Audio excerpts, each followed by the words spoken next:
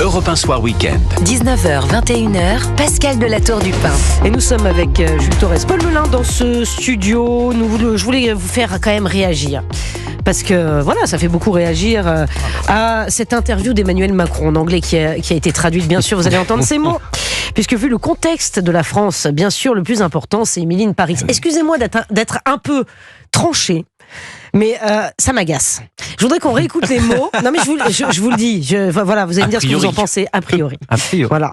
Alors, on va réécouter Emmanuel Macron en interview, Émilie in Paris, série, sur une plateforme, voilà, qui raconte la vie merveilleuse d'une jeune américaine en France, à Paris, dans un Paris qui n'existe pas. Écoutez les mots. Non, mais c'est vrai. Dans un Paris fantasmé.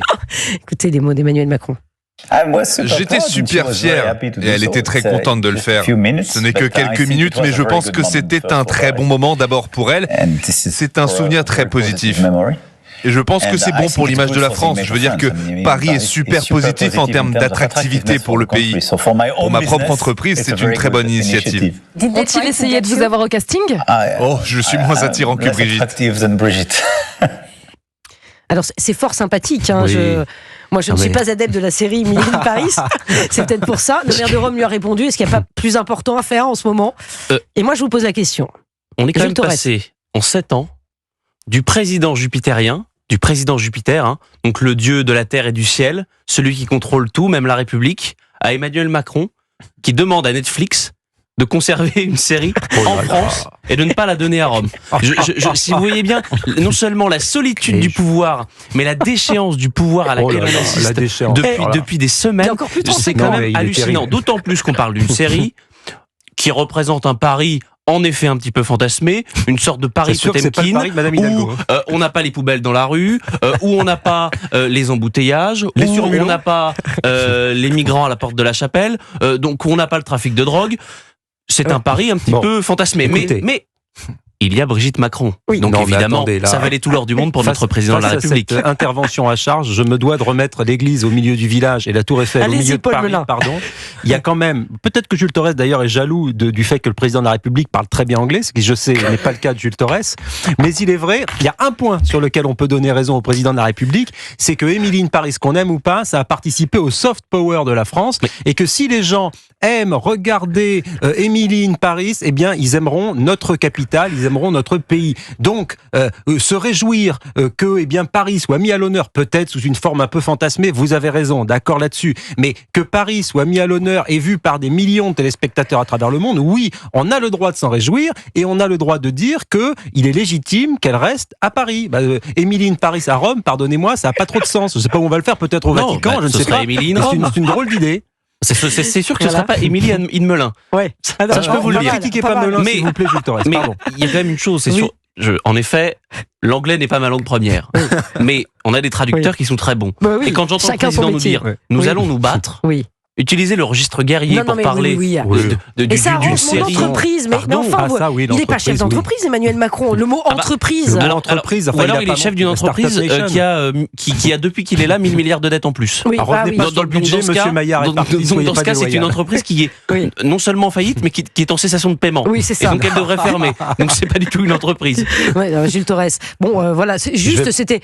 Non, mais je dis. Non, mais Paul Melun, vous savez pourquoi ça m'a agacé ? Dégage sans cesse à la Macronie, c'est pas grave. Non, mais je suis d'accord avec vous sur le fond. L'image de Paris qui rayonne dans le monde, c'est très important. Le tourisme est une activité clé pour la France pour faire rentrer de l'argent. Ça, une fois que c'est. Mais franchement, sur le tempo. Là, vous avez raison. Et puis, on va pas résumer la politique culturelle française à Émilie in Paris. D'ailleurs, pour le coup, le président de la République en ce moment se base sur la francophonie pour qu'il y ait un grand projet à Villers-Cotterêts sur la langue française. Il y a peut-être d'autres projets effectivement plus structurants. Il y a la reconstruction de Notre-Dame de Paris. Il y a plein de choses qui se font dans notre politique culturelle et qui font la grandeur de la France et la grandeur de Paris. Les châteaux du Toircé sur lesquels j'ai écrit un ouvrage assez remarquable. Effectivement, il y a plein de sujets sur lesquels on peut se réjouir d'être français autre que Émilie in Paris, mais ça y contribue. Donc, ne soyons pas toujours pessimistes ou à faire des procès d'intention au président de la République. Et c'est important, c'était une bonne chose que cette série puisse être tournée à Paris. Et si elle pouvait rester un peu, moi je ferais partie de ceux qui seraient contents. Mais moi, je ne savais pas, Paul, que vous étiez pour le repli national. Oh là là. C'est-à-dire que vous ne laissez pas aux autres ce qui marche dans notre pays. Ah oui, voilà. Donc, on a le droit de sublimer Rome, qui est sans doute l'une des plus belles villes. Pourquoi pas Madrid dans quelques années? Pourquoi pas Stockholm? Pourquoi pas Copenhague? Bien sûr. Pourquoi pas Berlin?